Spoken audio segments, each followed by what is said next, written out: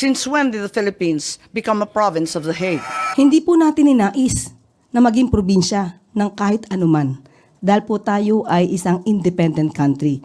Hindi po natin ninais na maging probinsya din po ng Fujian, China. Never natin inisip yan na maging probinsya tayo ng anumang bansa. Nagpapatupad lamang po tayo ng batas. At kung yun po ang sinasabi po ni Senator Amy, siguro yan lamang po ang paniniwala natin. Dahil kahit po sa panahon ngayon ni Pangulong Marcos, hindi natin sinusuko ang anumang karapatan natin sa West Philippine Sea. Siguro doon naman po makikita natin na hindi po tayo, hindi natin ibibigay ang anumang karapatan natin kahit kanino man. Hindi po natin nilalabag ang anumang batas. Ang ginamit po na batas, ang RA 9851, nandun po. Maliwanag po, kahit po si Justice Carpio ay ipiniliwanag po ito na maaari po nating isurrender ang sinuman sa international court.